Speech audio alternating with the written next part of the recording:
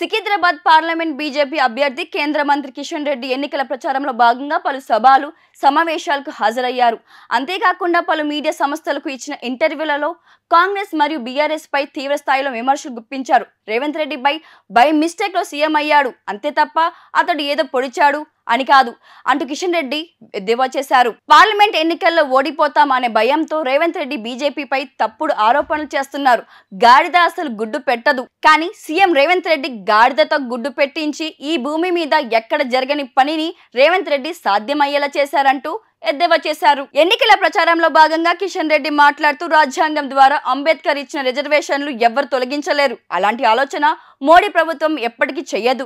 ఎన్నికల్లో లబ్ధి పొందడం కోసం కాంగ్రెస్ చేస్తున్న తప్పుడు ఆరోపణలను ఓటర్లు తమ ఓటుతో తిప్పికొడతారు. అసెంబ్లీ ఎన్నికల్లో అబద్ధాలు చెప్పి అధికారం దక్కించుకున్న రేవంత్ రెడ్డి ఇప్పుడు మళ్ళీ అవే అబద్ధాలు చెప్పి ఓట్లు దక్కించుకోవాలని ప్రయత్నిస్తున్నారు.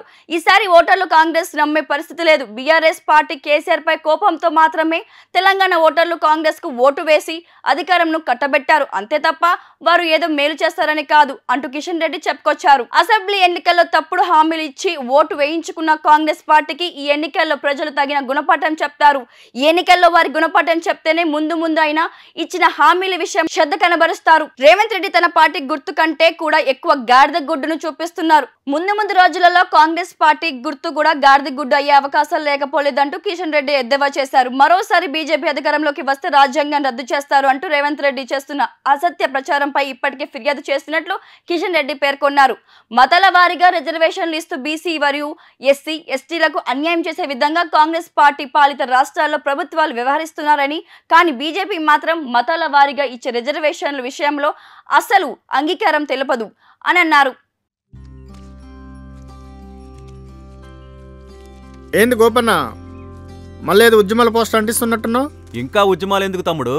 కొన్ని కోట్ల మంది రైతులకు ఏడాదికి 6,000 రూపాయల సాయం, కిసాన్ క్రెడిట్ కార్డులు, ఉచిత రేషన్ పంపిణీ, ఉచిత గ్యాస్ కనెక్షన్లు, కరోనా వ్యాక్సిన్లు, పిల్లలకు టీకాలు, ఆయుష్మాన్ భారత్ పథకం ద్వారా 5 లక్షల ఆరోగ్య బీమా, ఇలాంటి పరిపాలన కోసమే కదా మనందరం ఎదురు చూసింది. మోదీ గారు మళ్ళా ప్రధానమంత్రి కావాలంటే నా ఓటు అవసరం, మీ ఓటు అవసరం, మనందరి ఓట్లు అవసరం. కమలం గుర్తుకు ఓటేద్దాం, బీజేపీని గెలిపిద్దాం. మోడీ మన అందరి నేస్తం, బీజేపీనే గెలిపించేద్దాం.